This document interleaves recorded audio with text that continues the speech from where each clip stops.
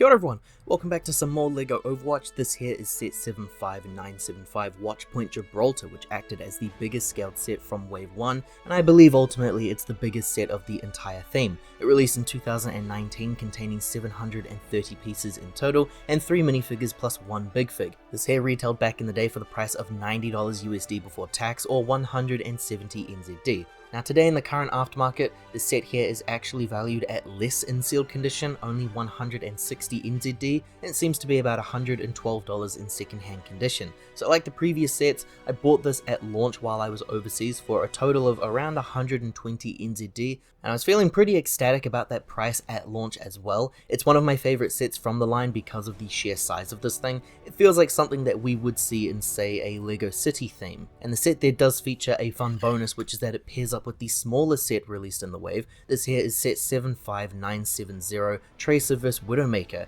and we're going to be looking at both sets today. It's a 2-in-1 video for you all. When combined together, it makes a pretty nice looking scene, but more on that later. Let's take a look at our individual sets. Tracer vs Widowmaker here was the smallest and cheapest release from the theme, 129 pieces in total and 2 exclusive minifigures. The set there retailed for $15 USD before tax, or $20 NZD here. Take me back. $20 NZD license set with minifigures is just a thing of the past now. The set here currently in the aftermarket space is priced at $43 NZD sealed, so it's doubled in its value over time, or just a few dollars over that initial release price for second-hand condition. This was again another set that I bought while traveling overseas, and I think I paid close to the regular release price there. It wasn't too big on the savings there, but I was just far too excited to have this set on hand. It's the minifigures, they're two of the best ones from this theme. This set here, removing those figures, gives you a payload. If you watch my previous videos here on the LEGO Overwatch sets, then you should already know the gimmick by now, but for those who don't know, the payload is one of the main objectives in the multiplayer game of Overwatch, and actually in-game the destination for this payload happens to be this rocket ship, which we will be looking at later, so again, it's a really great pairing of sets. I really adore this little satellite build there, which closely resembles a tiny rocket ship, though it's not a fully functioning rocket ship for your minifigures, so it won't fit as a nice substitute for the LEGO City line exactly. At the time of this set here releasing though, we weren't getting sci-fi based LEGO City sets, they were still focused on doing NASA type releases, so it felt really special to have this. It's a sci-fi like design that's not linked to something with a very specific art direction like Star Wars or Marvel. Really nice stickers on the model there that shine with gold. We also have the Overwatch logo there on the side wings. One of the highlights for me is this printed disc we have here, which features some game design that matches the world. Like I said, a printed piece too, which is why it looks so nice. A clear brick is used in the middle there to make that satellite appear as though it's floating, and a little build technique I wanted to show off there. They use a window frame here that's on a hinge that's curved downwards. I always love finding little techniques like this. As for these cool engines, they link on with these plates there with a vertical peg, and they don't use tiles on these hinge pieces there to cover up those studs, which I feel like is pretty unheard of actually. It's because these engines will basically just cover this section up entirely. They're also placed over a small compartment which is currently carrying a health pickup once we open up that door. And something I almost forgot there is that you can remove these top tiles there, and inside you will find a control board and a seated space. All of the Overwatch sets were made with the intention of appealing to both older fans of the game and young builders who wanted to actually play with their sets. So every set includes some sort of an interactive feature there in case the young builders want to actually play with this thing. Everyone bought this set there for the figures though. Both Tracer and Widowmaker were incredibly popular amongst the community in both a positive and a negative way. I will admit, I like playing as both quite a bit. Tracer especially, who was essentially the poster child for the series, so she was pretty important to have within your collection. I'll start off with Tracer, who remained exclusive here to this set. She was given away as a promo or something, but that's not something that was available to the masses. Tracer here was featured with a brand new hairpiece which looks like something similar to what we'd see in Ninjago, but it did remain exclusive and it was only made for her. Her other unique features here include her zipping effect. One of her features in the game is that she can dash and reappear a few feet from when the player initiated the input, so LEGO have included a flash-like lightning piece to help mimic that effect. If I remove those extras though, it shows us the printing underneath. She features a double-sided expression, which shows her being a bit more determined in being a hero. She also included 2 small white pistol bases with some studs on them for some extra detailing. The Overwatch line introduced this really cool transformative gun piece in the sets, which allowed the minifigures to have brick-built weapons featuring different unique designs compared to one another. I really love the figure there, it's one of my favorites from the line. And the same thing can be said for Widowmaker here. My playtime with her is less than Tracer's because I'm not too good with sniping, but the design for her rifle is really stellar for me there. I love these brick-built weapons so much, and she also included a grapple hook to help resemble one of her other abilities in-game. There's no chain or rope or anything though connected to it, so it's not really that functionable. If I remove those extras away, we can see some cool printing going on there. She also features a double-sided expression where one eye is closed, so it's as if she's aiming down sights, and like an idiot, I have her aiming down sights using the eye that's closed right now, so just ignore all of this. It's a cool pose though, like imagine if I got it right.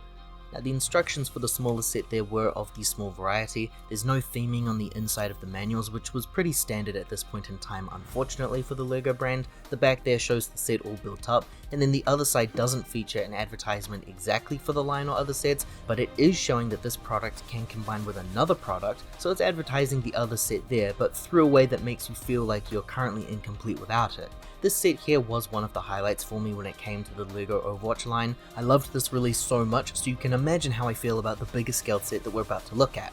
I think Watchpoint Gibraltar is amazing. We could have easily just had a rocket build on its own, but LEGO decided to add in some of that side scaffolding for the surrounding area. Now on screen is what it looks like in game. You can see the rocket there and some of that side scaffolding, which is actually placed on the other side of the rocket. I think LEGO really nailed this thing.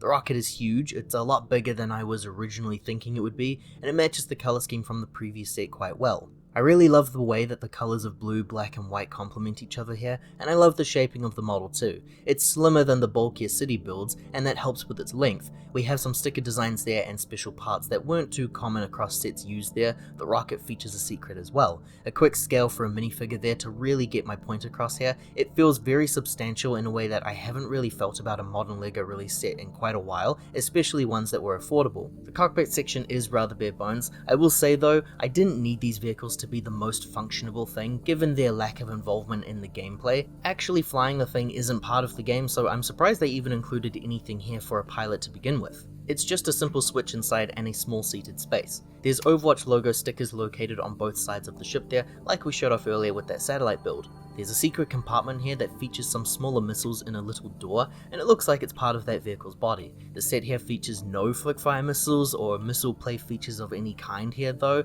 and this thing gives me some trouble sometimes. You don't have a full rotation available there, and oftentimes it just breaks apart on me. It's cool, it's just not as simple as I would like it to be. It could just be a me thing though. The back of the rocket there looks pretty cool. This is where things start to really bulk out and it feels quite heavy. Another entrance there with a small seated space, and there's also a control panel there. This is where most of those blues come into play. We have a sticker there which is featured in the official artwork image that I showed off earlier. This section here is like a battery for the payload, which we will be connecting at the end here.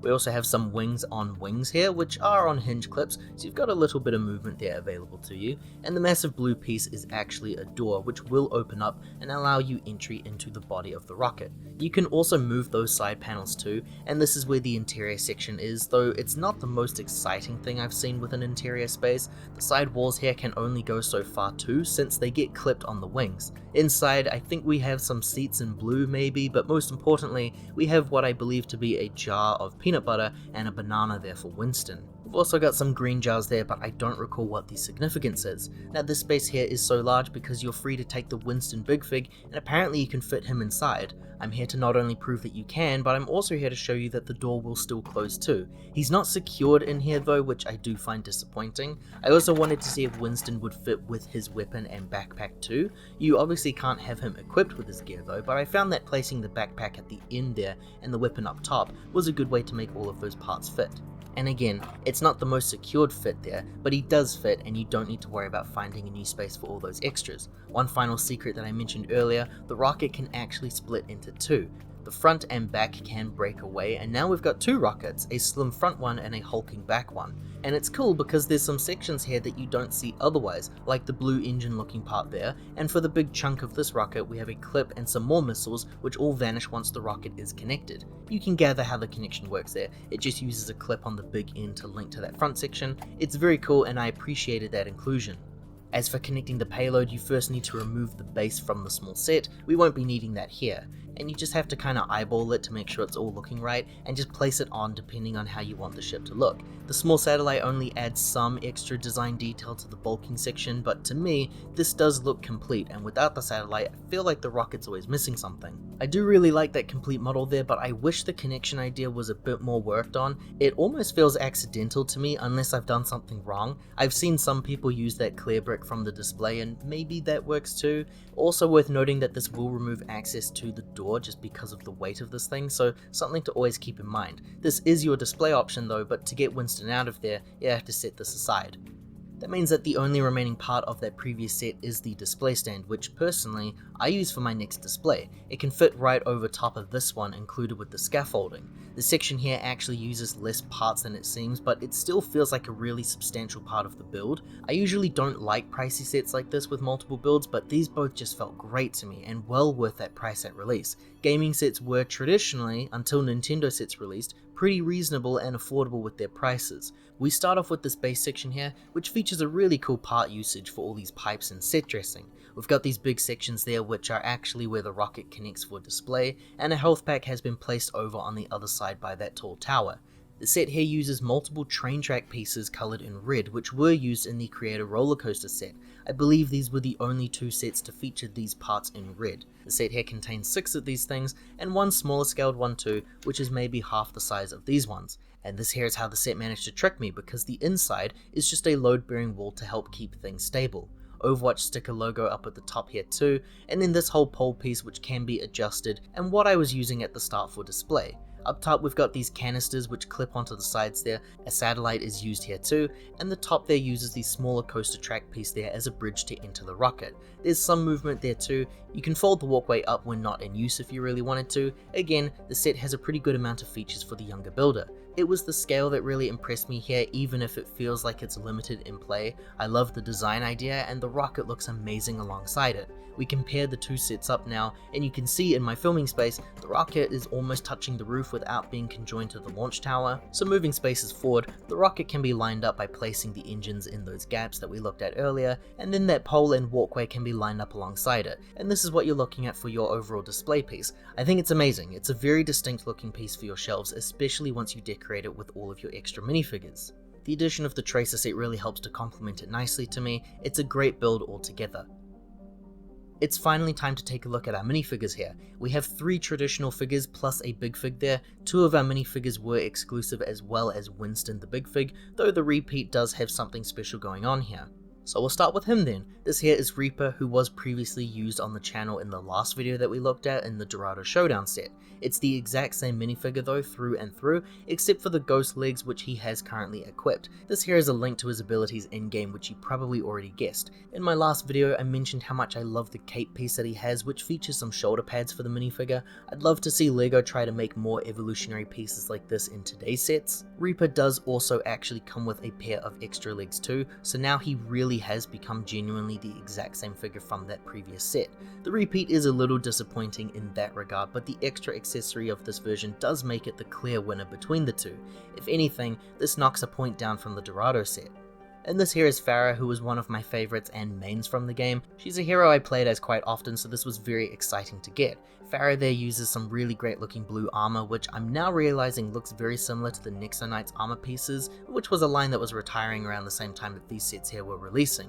Pharah also uses a standard LEGO weapon with that stud shooter. It feels very different for this line though. Pretty unique, I must say. Underneath her unique helmet she features 2 expressions, an angry expression and an even angrier expression. If I remove that armor piece, then we can see some of the back printing there as well as the expression with the helmet on. I am disappointed to see that she doesn't include an extra hairpiece though. Reinhardt from the previous set review I did does feature an extra hairpiece, so I feel like this should have been a guaranteed there.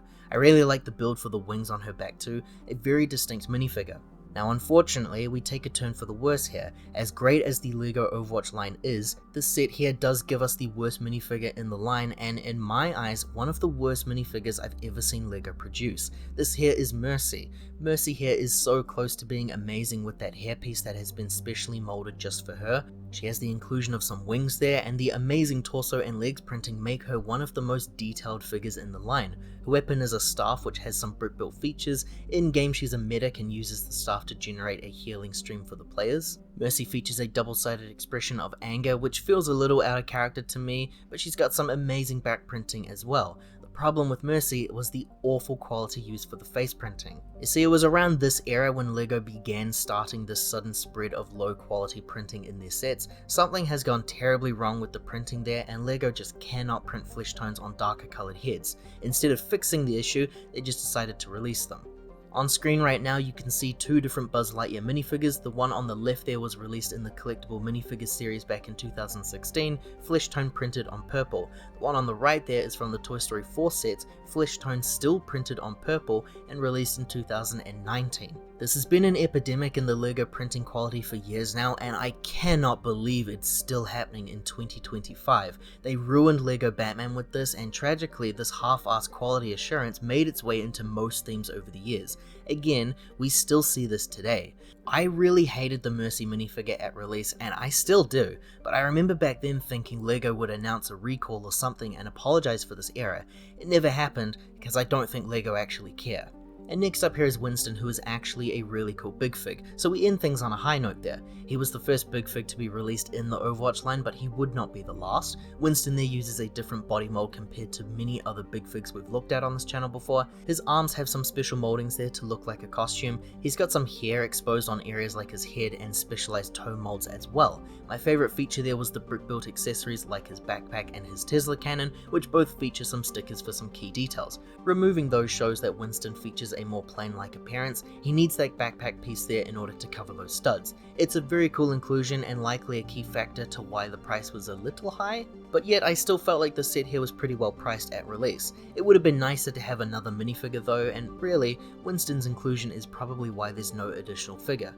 The instructions for this set here came in two booklets, one for the rocket and one for the launch tower. We have no theming on the inside there, and the end shows the rocket all built up as well as the inventory list. As for the next booklet, we have the tower there, and the back shows the two builds together, and the next page shows the advertisement from earlier telling you that now you need to go out and buy the smaller set of the wave in order to complete your set. As with most LEGO display sets like this, the display will increase drastically once you add additional figures to your scene to really make this thing shine. So this here is what your average game would look like at Watchpoint Gibraltar with all your extra players spread across that display.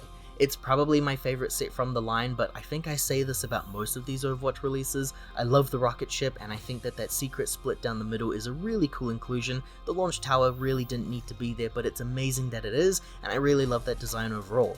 I always love having all of these figures out on display for this scene. It's a line I really loved at the time, but I understand why it went away, and I certainly understand why it never returned. Still, I love my Overwatch display alongside my other gaming editions, and this is probably the best one here. If you enjoyed this look at a LEGO Overwatch set, liking the video there and subscribing to the channel does help to support more videos like this one in the future. Thanks for watching everyone, ka kite anō, see you all next time.